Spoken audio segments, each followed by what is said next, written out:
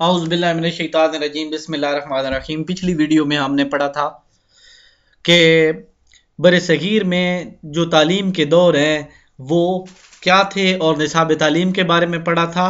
تو education class 12 ہم پڑھ رہے ہیں، پہلا چیپٹر ہے، بک ریڈ کر رہے ہیں ہم۔ بک ریڈ کرنا بہت ضروری ہے، یہ گورنمنٹ کی اوریجنل بک ہے۔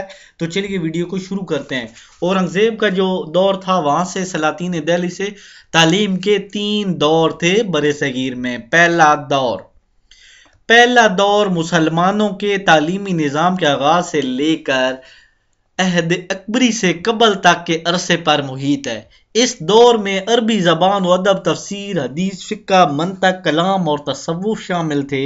یہ دور کوئی 200 سال کے عرصہ پر محیط ہے، ٹھیک ہے۔ دوسرا دور عہد اکبری سے درس نظامی کے آغاز تک، یعنی عہد اکبری میں بعد میں درس نظامی کا آغاز ہوا۔ پہلے دور میں سکندر لودھی کے زمانے میں فلسفہ و منطق کی طرف رجحان ہوا تھا۔ دوسرے دور میں اسے مزید ترقی ہوئی۔ عہد اکبری مذہبی آزادی کا دور تھا۔ اس دور میں فتح اللہ شیرازی اکبری اور دربار سے وابستہ ہوئے اور ان کے علم کی بنا پر اسد الملک کا خطاب دیا گیا۔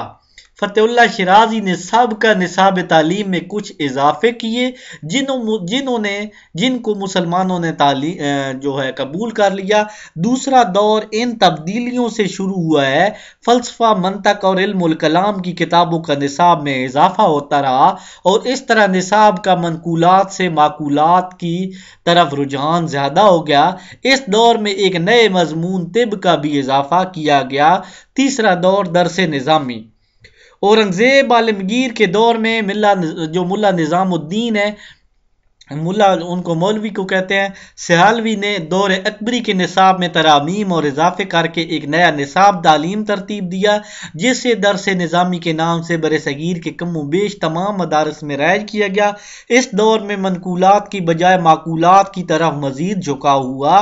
ملا نظام الدین نے نصاب میں مزید کتابوں کا اضافہ کیا۔ نصاب میں کتابوں کا یہ اضافہ بھی اسی اصول پر کیا گیا، یعنی انہوں نے کتابوں میں اضافہ بھی اسی اصول پہ کیا جو فتح اللہ شیرازی نے قائم کیا تھا، یعنی معقولات قول کی کتابوں میں اضافہ کرنا اس کا ایک اہم نتیجہ ہے۔ یہ نکلا کہ نقلی علوم بے توجہی کا شکار ہو گئے، نقلی جو نقل در نقل آتے، اور انہیں اسلامی مدارس میں وہ مقام حاصل نہ رہا جس کے وہ مستحق تھے۔ ملا نظام الدین نے نصابی کتب کی چناؤ کے لیے یہ اصول بنایا کہ ہر علم و فن کی مشکل سے مشکل کتاب طلبہ کے مطالعہ میں آئے۔ درس نظامی کے رائج ہونے سے نقلی علوم جس بے توجہی کا شکار تھے اس کا ازالہ کرنے کے لیے شاہ عبد الرحیم نے مدرسہ رحیمیہ دہلی میں قرآن و حدیث کو دوبارہ نصاب میں مرکزی حیثیت دینے کی تحریک شروع کی، اور ان کے بعد ان کے فرزند شاہ ولی اللہ نے، یہ 1713 میں پیدا ہوئے تھے، بہت ہی بڑے عالم تھے، ٹھیک ہے، اس تحریک کو آگے بڑھایا۔ درس نظام میں جو خامیاں تھیں ان پر صحت مندانہ تنقید کرتے ہوئے قرآن و حدیث کے علم کو ترقی دی۔ حضرت شاہ ولی اللہ کی اس تحریک کے مثبت نتائج برآمد ہوئے، یعنی حضرت شاہ ولی اللہ نے اس کو کیا کیا، مزید آگے بڑھایا۔